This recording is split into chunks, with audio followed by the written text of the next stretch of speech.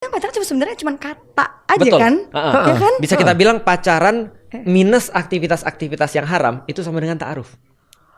Aku baru tahu itu pas aku udah pakai hijab sih Ustaz. Tapi katanya nggak boleh nonton Netflix.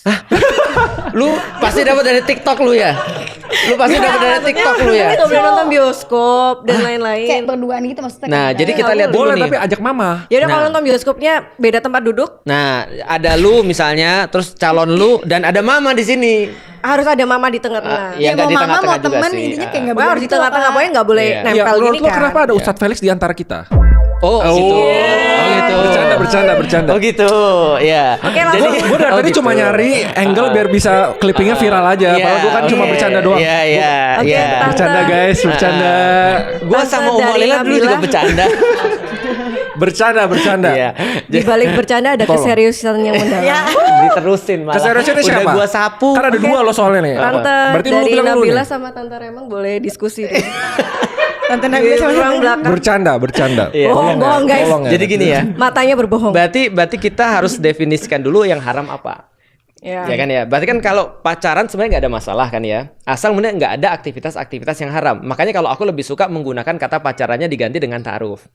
Nah, seperti itu. Nah, tapi kita bahas dulu ya. Berarti benar kata lu sebenarnya. Jadi kalau aktivitas-aktivitasnya nggak ada yang haram, sebenarnya itulah yang namanya ta'aruf.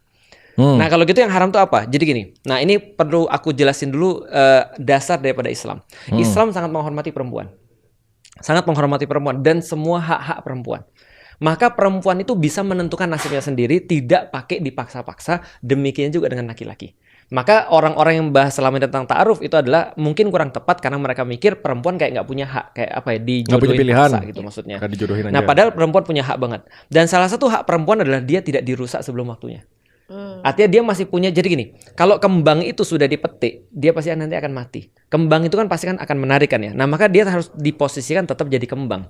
Nah, gimana caranya? Berarti ta'aruf itu melindungi itu sebenarnya. Melindungi kehormatannya perempuan. Sehingga ketika nanti perempuan itu nanti ketika dia pun nggak jadi ta'aruf, ketika ketemu dengan orang yang misalnya dia pernah ta'aruf, dia biasa-biasa aja. Tapi kalau orang sudah pacaran nih ya, misalnya contoh ya, ada orang sudah pacaran, terus kemudian dia sudah pernah ngapain lah 3 tahun pacaran lah, dia nikahnya sama orang lain nih, dia sama suaminya pas lagi makan, ada mantannya ini, kira-kira gimana nih? Kan nggak enak kan? Bisa jadi mantannya bilang, itu mah bekas aku. Paham gak sih? Itu common loh di kalangan para cowok. Oh ya? Common banget. Jadi cowok-cowok tuh kalau seterongkongan nih, terus kemudian dia ngelihat ada ini misalnya, itu dulu bekas aku loh.